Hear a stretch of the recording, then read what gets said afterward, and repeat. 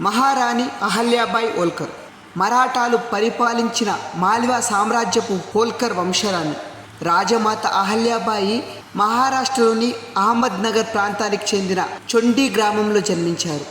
ఆమె తన పరిపాలన కాలంలో హిందూమత కార్యకలాపాలు, ధార్మిక కార్యక్రమాలు నిర్వహించి పేరొందారు.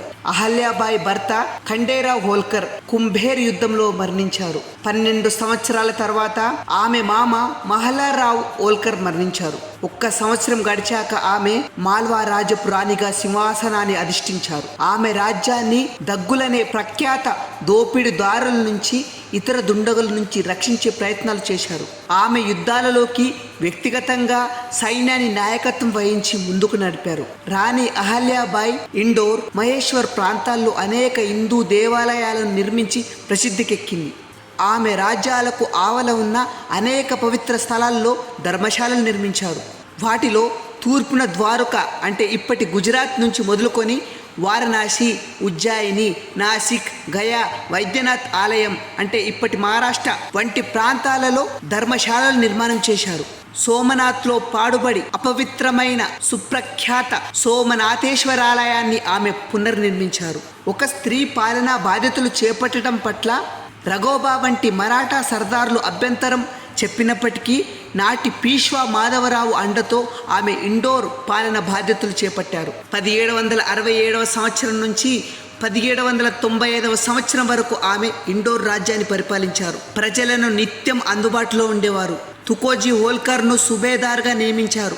సామంత నాయకులు ఆమెకెంతో గౌరవం ఇచ్చేవారు. ఇండోర్ని విస్తరింపజేశారు.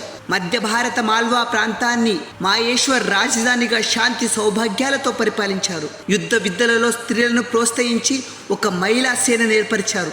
వితంతువులకు భర్త ఆస్తి సంక్రమించేలా చేశారు. కాలువలు, చెరువులు తవ్వించి వ్యవసాయ అభివృద్ధికి పాటుపడ్డారు. పరిపాలన సమయంలో అహల్యాబాయి సేవకు, దాన ధర్మాలకు మారుపేరుగా నిలిచారు. ఆమె శివుని భక్తురాలు. మధ్య భారత మాల్వా ప్రాంతంలోనే కాక భారతదేశమంతటా శివాలయాలు నిర్మించారు. మహమ్మదీయుల దాడులలో శిథిలమైన అనేక ఆలయాలను పునర్నిర్మించారు. కాశీ, ద్వారక, మధుర, ఉజ్జయిని, రామేశ్వరం, అయోధ్య, హరిద్వార్, జ్ఞానేశ్వర్ ఇలా అనేక పుణ్యక్షేత్రాలలోని ఆలయాలను పునరుద్ధరించారు. ఆ విధంగా హిందూ ధర్మ పునరుత్తేజనానికి కృషి చేశారు. భారత సంస్కృతికి ఆమె చేసిన కృషిని గుర్తింపుగా భారత ప్రభుత్వం ఆమె పేరిట స్త్రీ శక్తి పురస్కారం నెలకొల్పారు.